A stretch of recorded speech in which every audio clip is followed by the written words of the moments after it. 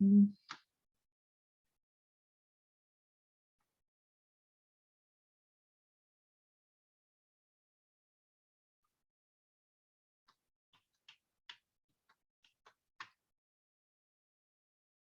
Bueno.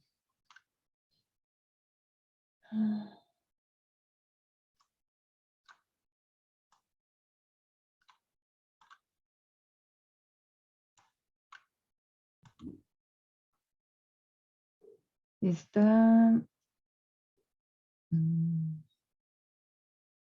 Cari. Buenos días. Buenos días, Fátima. Está Fátima. Monse. Irma. Aquí está Irma. Okay. Bueno.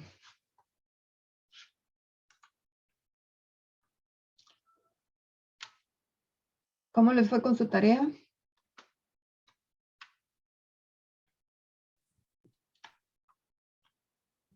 Más o menos. Pues ahí, no sé. Ok. Bueno, ahora sí.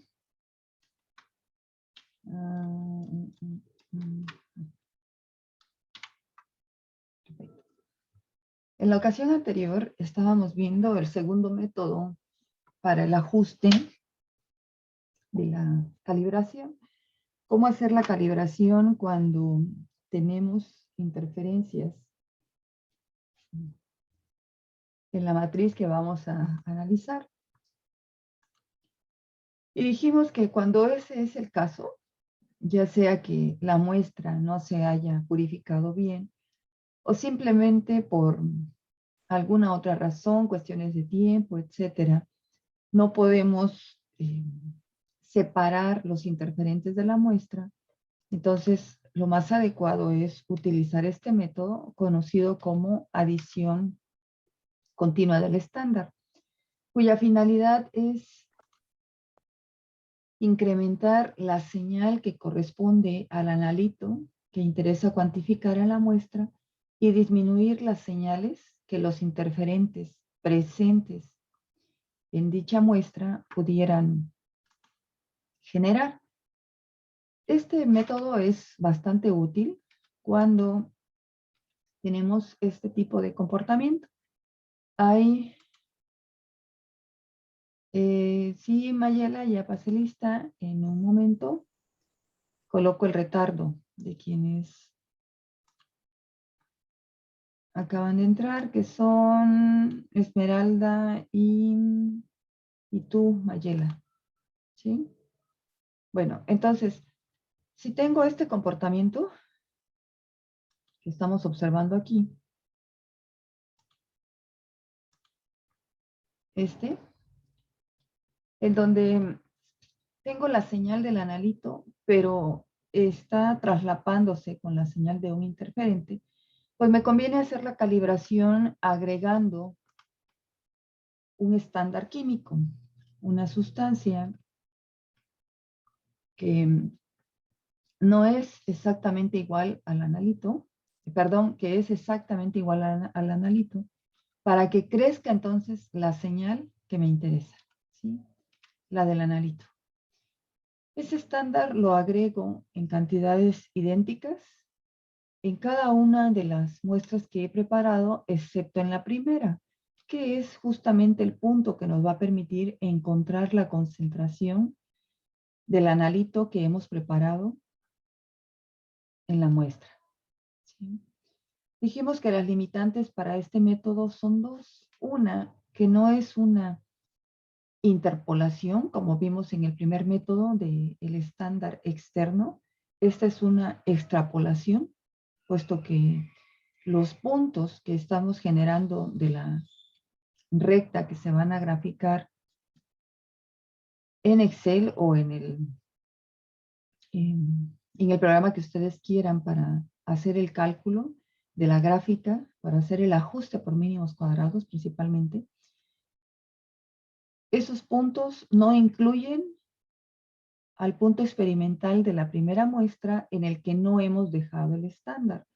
De ahí que de pronto, si no hay un comportamiento lineal, de cada uno de estos puntos experimentales, de las soluciones 2 al 5, pues el método ya no se puede aplicar. Entonces, la limitante número 2 es que forzosamente el estándar que estamos trabajando tiene que tener un comportamiento lineal, ¿sí? Y el punto fuera de estos 4 corresponde exactamente a la primera medición, a la solución que no incluye el estándar.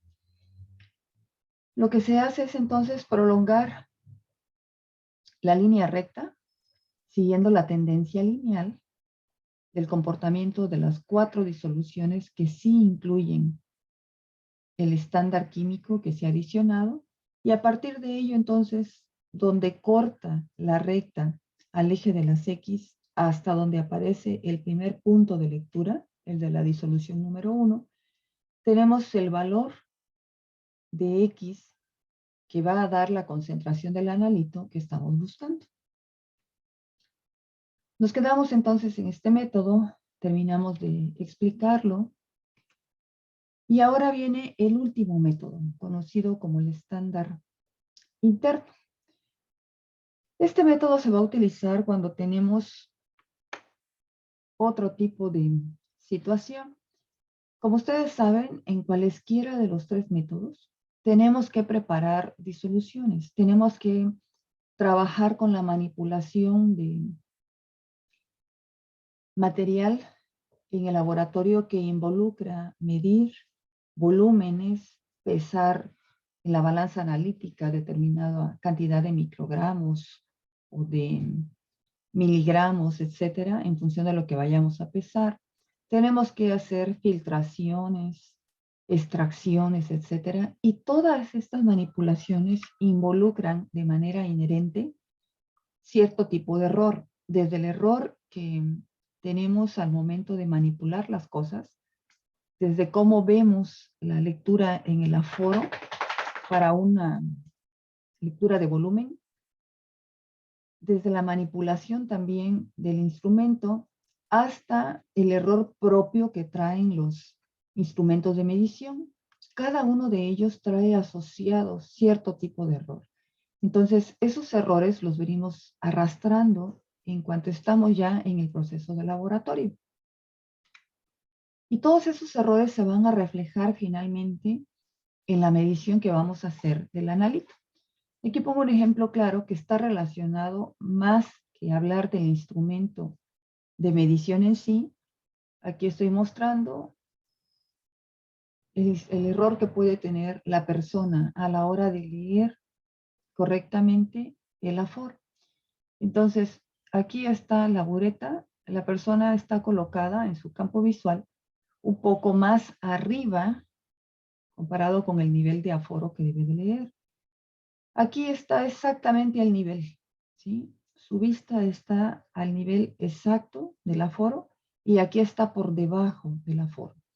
Entonces, la lectura correcta, la que tendría un intervalo de error más pequeño, sería esta, donde está exactamente al nivel del aforo, ni por arriba ni por abajo.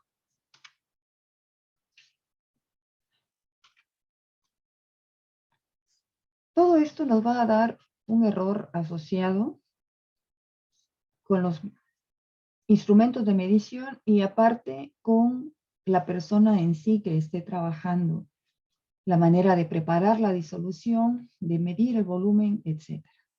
Tenemos aquí el ejemplo asociado a 4 personas. En la primera persona, en el analista 1, tenemos aquí marcado en azul, ¿sí?, el valor promedio, donde debe de estar cada una de estas mediciones ilustradas por puntos negros. Bueno, en el caso del analista 1, ha repetido su serie de experimentos, ¿sí?, ha trabajado por triplicado sus matraces y las mediciones me dan tanto a la izquierda como a la derecha de este valor, que se ilustra como una línea en color azul. Pues no está muy lejano, está bastante cercano a este valor. Pero el analista 2, que tiene pulso de maraquero a la hora de pesar o de disolver, vean cuánto se aleja de la línea azul. Tiene un valor bastante alejado a la izquierda, otro un poco más cercano 2 valores que se acercan más a la línea azul y a la derecha tiene 3 y 1 más 4 que se alejan bastante. En el caso del analista 3, bueno, caen exactamente en la línea azul, pero tanto desplazó la medición adecuada, que se representa por la línea azul, en el equipo, como también lo que trabajó. Y lo que tuvo que manipular también cae exacto, pero ambas cosas están desplazadas del valor real. Y en el caso del analista 4, también ha desplazado el valor real y sus mediciones, solamente 2 de ellas se acercan, también desplazadas, y las otras están bastante lejanas del valor que debiera de medir.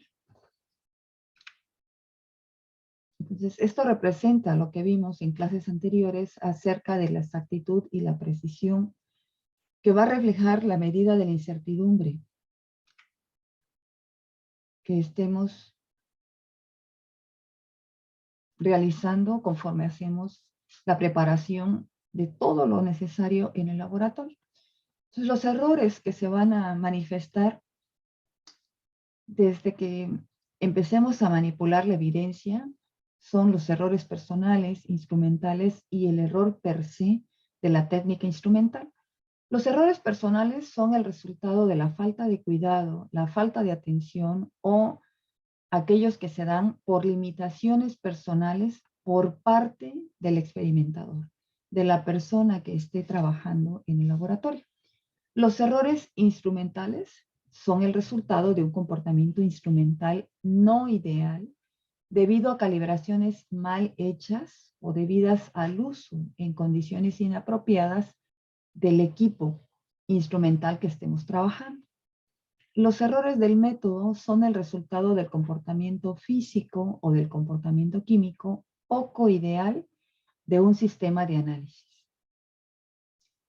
Elegimos un método que no es adecuado por la sensibilidad que tiene para trabajar la medición que queremos hacer. Supongamos queremos medir plomo y hemos elegido un método que tiene una baja sensibilidad para medir el plomo como analito. Bueno, pues de entrada ya vamos a tener un error bastante grande.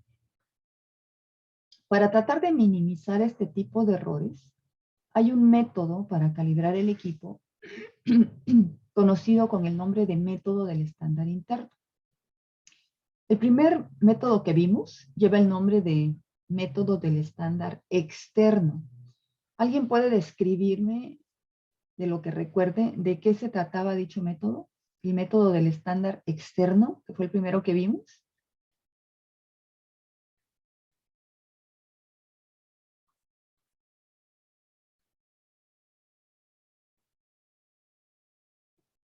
Nada, ni la más mínima idea. Es en el que se agrega el estándar en diferentes concentraciones. Ajá. Sí, que el estándar se prepara a diferentes concentraciones y ¿Se mezcla con la muestra?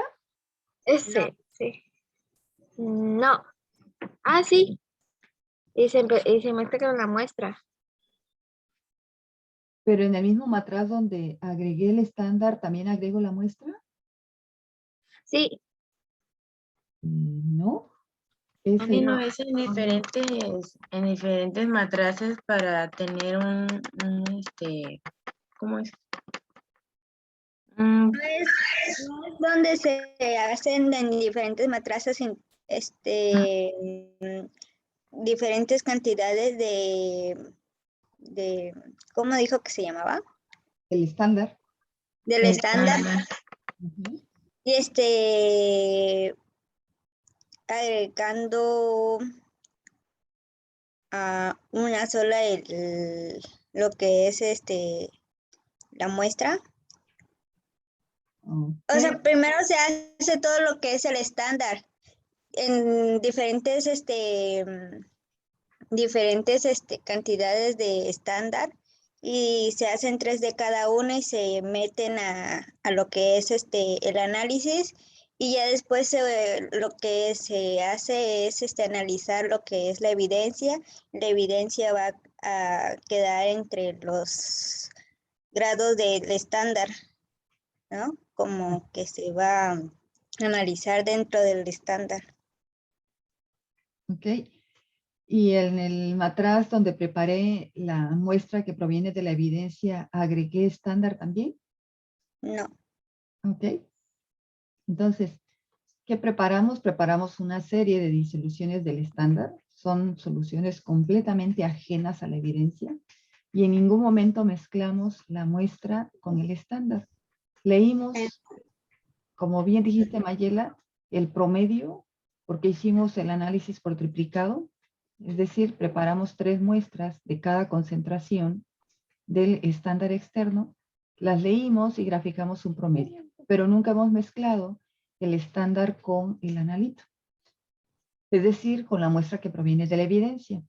Una vez que ya leemos y tenemos la curva, ahora sí, preparamos la muestra de la evidencia y la metemos al equipo. Nunca le agregamos estándar, de ahí que tenga el nombre de estándar externo. Pero la evidencia, la muestra que proviene de la evidencia, tiene una concentración tal que cae en el intervalo de concentraciones que preparamos del estándar externo. ¿Sí? Entonces, la muestra que proviene de la evidencia se lleva al equipo, se lee, y dicho punto va a entrar en la curva que se preparó del estándar externo. Entonces, en este caso, nunca mezclamos la muestra con el estándar.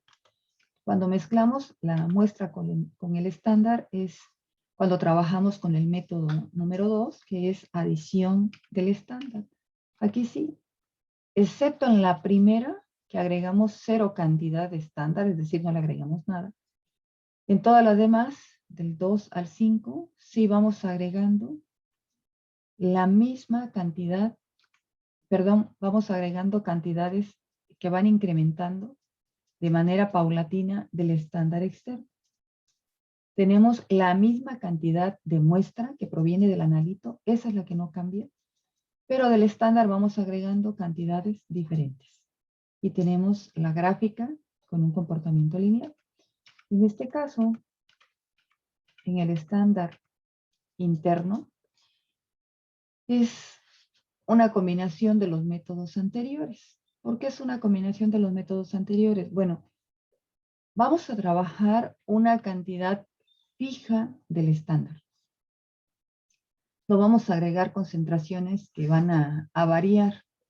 Aquí vamos a mezclar la muestra con el estándar, como en el método anterior. Pero ahora la diferencia es que la cantidad de estándar que se va a agregar es una cantidad fija. Nunca vamos a decir, como en el método anterior, bueno, pues prepare la concentración del analito que sea la misma en cada uno de los matraces. Preparamos una disolución madre y tomamos 5 mililitros de esa disolución madre. La colocamos en el matraz 1. Después otra vez 5 mililitros y en el matraz 2. Otra vez 5 mililitros hasta que tengamos 5 matraces con la misma cantidad de la muestra que proviene de la evidencia. Bueno, en este caso,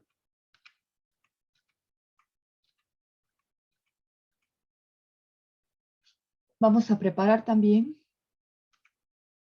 una cantidad similar de matraces a la que vamos a agregar una cantidad fija del estándar. El estándar, que se denomina estándar interno, es una sustancia lo más parecida al analito. En el caso ideal tiene que ser la misma sustancia que el analito.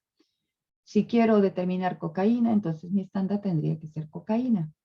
Bueno, que quiero determinar ácido acetilsalicílico, que encontramos en la aspirina, que estoy trabajando con salicilatos. Bueno, ¿cuál debo de trabajar entonces como patrón? El ácido acetilsalicílico, pero que no lo tengo, pues puedo trabajar con el ácido salicílico, si es el único que tuviera a la mano. Lo que se pretende es que sea lo más parecido posible al analito. Añadimos un volumen fijo del patrón interno, tanto a muestras como patrones. Entonces ustedes me van a preguntar, a ver, profe, en lo que acaba de leer ya me perdí. ¿Por qué? Porque acaba de decir que yo voy a tener un volumen fijo del estándar interno en muestras y en patrones. Entonces, ¿de qué me está hablando, profesora? Bueno, ¿cuántas sustancias vamos a manejar aquí?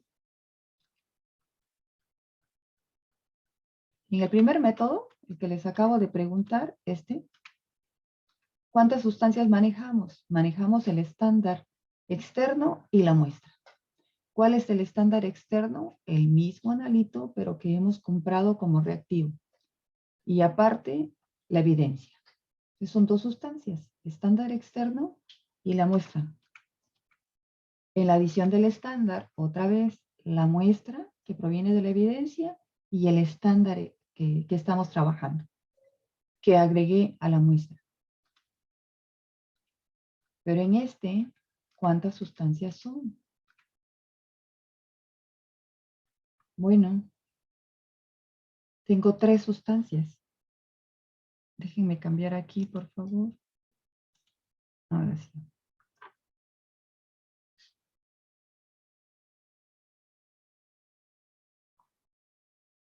Un patrón interno, patrones y muestras. Patrón interno, el nombre me está diciendo que se va a agregar, se va a mezclar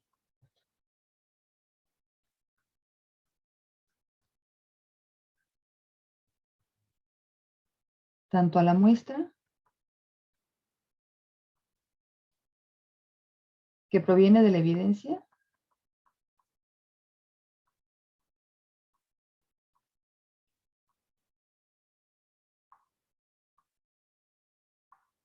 como al estándar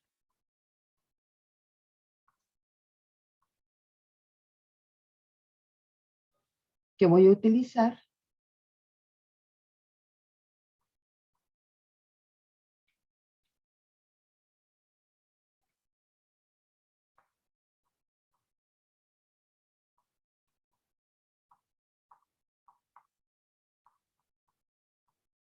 para obtener la curva de calibración.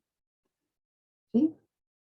Entonces, se agrega a la muestra y también se agrega a los estándares. ¿Cuántas sustancias tenemos aquí? Tengo la muestra que viene de la evidencia. Tengo un estándar y tengo un patrón. Profe, ¿es lo mismo estándar que patrón? Sí, es lo mismo. Pero ahora vamos a utilizar 2 estándares. Entonces, forzosamente, uno de ellos tiene que ser completamente diferente al analito. ¿Cómo se va a trabajar aquí? Exactamente igual que como hemos visto con el estándar externo. De la misma manera, voy a preparar por triplicado el estándar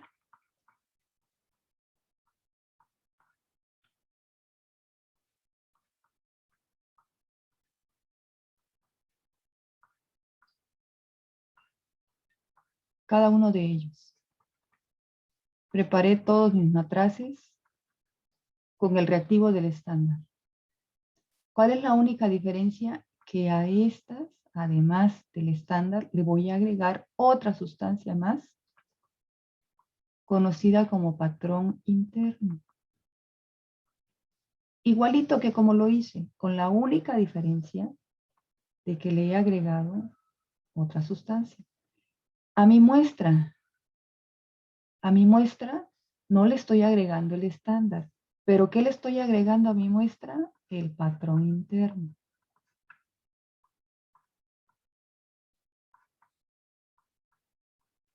¿Sí? Esta es mi muestra.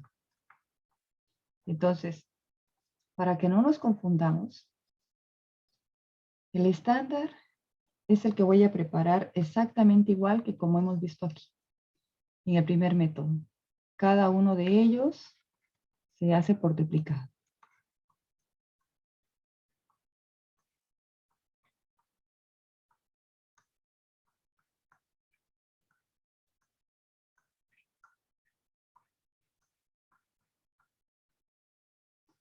Aquí me dice patrones, pero para este método de la adición del patrón interno, a esto les voy a llamar estándar. Aclaro, estándar y patrón es lo mismo, solo que se puede tornar confuso si empiezo a decir, bueno, los patrones que preparamos al inicio, sí, pero le agrego este patrón interno. Ay, profe, entre tantos patrones me estoy haciendo bolas. Entonces, estos que vimos en el primer método, para el método que estamos viendo ahorita, del patrón interno, les vamos a llamar estándar. Se prepara exactamente igual por triplicado, con la única diferencia que ahora se le ha agregado una cantidad constante, la misma cantidad a cada uno de ellos, de una sustancia llamada patrón interno.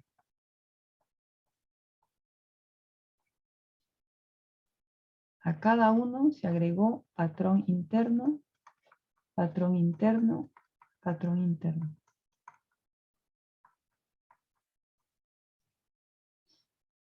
¿Qué difiere entonces del primer método? Que en el primer método solo trabajamos con un estándar puro, simple, sin mezclarlo con la muestra y sin agregarle nada más. En este método del estándar interno, agregamos una segunda sustancia en cantidad constante. La cantidad es la misma en cada uno de los matraces. Entonces, si para la primera estoy hablando de 3 matraces, en la concentración 1, tengo aquí mis 3 matracitos. A los 3 le agrego la misma cantidad de patrón interno. ¿Sí?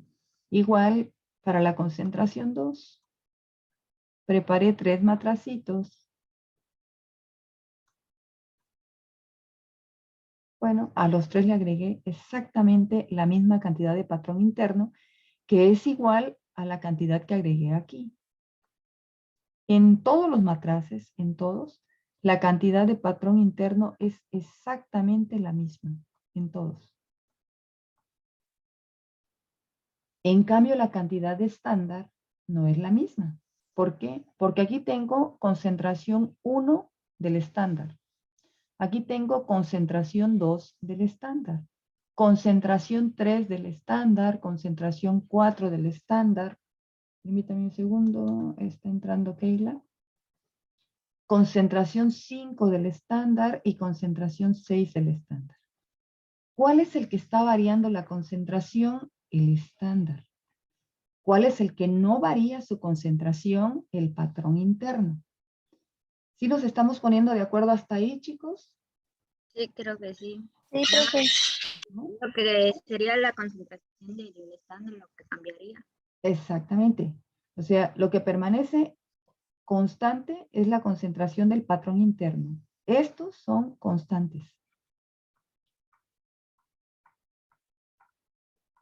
Es decir, esta cantidad no varía.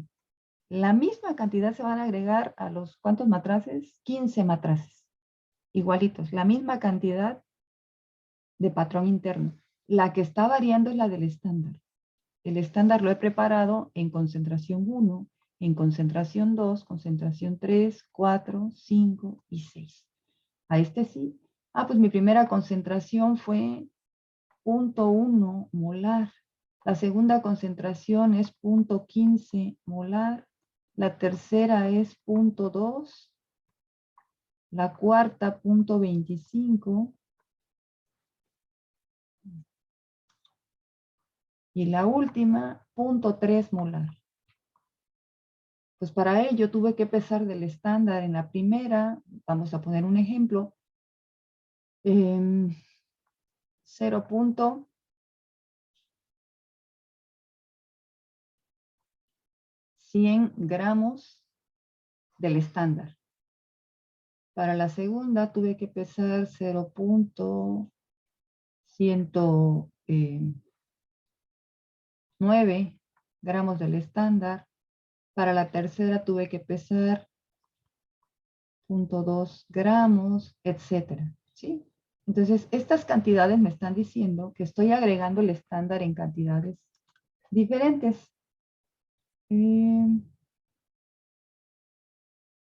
Ok. Sí, Keila, ahorita me quedan 9 minutos para que nos saque el Zoom. En la segunda sesión, ahorita que volvamos a entrar, ya pongo los retardos. Tengo 3 retardos pendientes. Bueno, no, un retardo pendiente y 2 asistencias, perdón. Sí, de nada. Ok.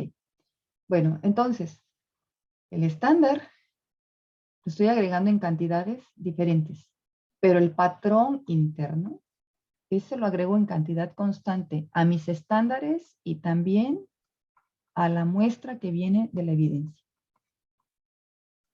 Nunca voy a cambiar la cantidad de patrón interno. Eso es muy importante. La misma cantidad que agregue al estándar es la que voy a agregar también a la muestra que me interesa leer. Entonces, si aquí no hay dudas, continúo con el método. ¿Alguien tiene una pregunta sobre el patrón interno, la cantidad que voy a agregar? La cantidad es exactamente la misma en todas, ¿verdad? El Todas. patrón interno. En patrón ¿Y de interno. la evidencia? Y en la evidencia también. ¿Sí? Agrego Igual. sí, la misma cantidad de patrón interno. Nunca la voy a cambiar. Nunca. Es constante. En todo lo que yo prepare, ¿sí? Ya sea muestra o el estándar. Estas recuerden que son las que vienen del estándar. ¿Sí? Del estándar. Estas vienen del estándar. En todas las que prepare, estándar o muestra, a todas les voy a agregar patrón interno en la misma cantidad. A todas. Igualitas. Patrón interno se agrega a todos exactamente en la misma cantidad.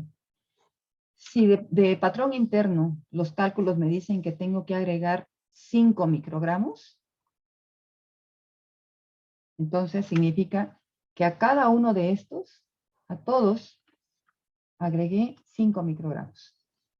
A la muestra, en mi matraz, agregué 5 microgramos de patrón interno. Y a mis matraces, que leí por triplicado, a cada uno de ellos también le agregué 5 microgramos de patrón interno. ¿Sí? A todos estos que tenemos aquí, sabemos que es un punto que me está dando un promedio de 3 matraces. A cada uno de esos 3 matraces yo le había agregado 5 microgramos de patrón interno. Entonces, si se pregunta, ¿qué cantidad de patrón interno trabajaste? 5 microgramos. Pero 5 microgramos ¿en cuál? En el estándar 1, el método me dice que el patrón interno agregue la cantidad del mismo en exactamente la misma cantidad a cualquier matraz que haya preparado, sea el que viene del estándar o sea el que viene de la muestra. ¿Sí? Entonces, eso es importante que lo tengamos claro porque no es así en el método 2 ni en el primer método que vimos del estándar externo. ¿Sí? Aquí estamos viendo que se trabaja del estándar cantidades diferentes.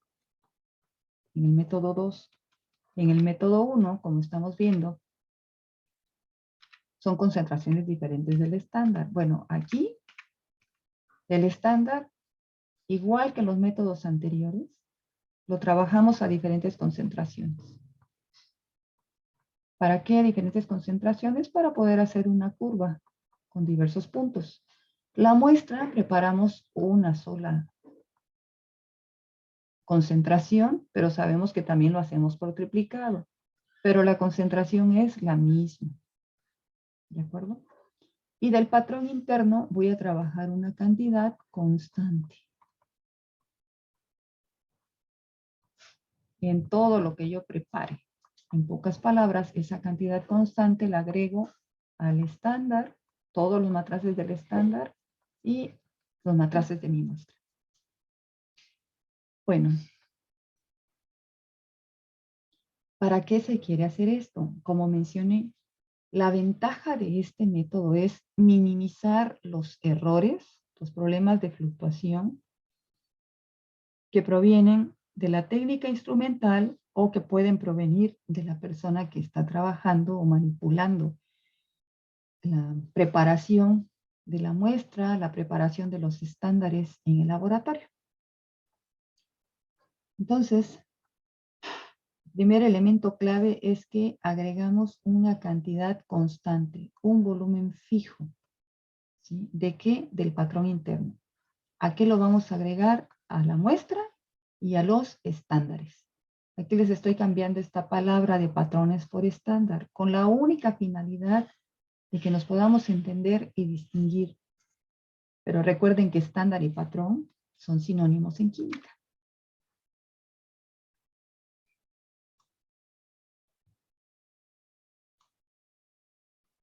¿Qué voy a observar entonces? Bueno, el estándar interno me va a dar una señal. ¿Esta? Se va a registrar también en el equipo. Y esta es la que corresponde a la sustancia que yo quiero cuantificar, al analito, que viene de la evidencia, de la muestra que preparamos. Pero fíjense que a diferencia del método 2, en el que agregábamos el estándar en cantidades diferentes, porque teníamos traslapadas la señal del analito y la señal de un interferente, aquí no se están traslapando. Ese es un requisito que debe de cumplir el estándar interno. Entonces, no puedo traslapar estas dos, como ocurre con el segundo método.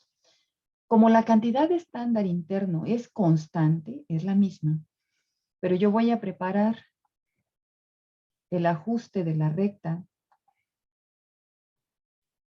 a partir del estándar, ¿sí?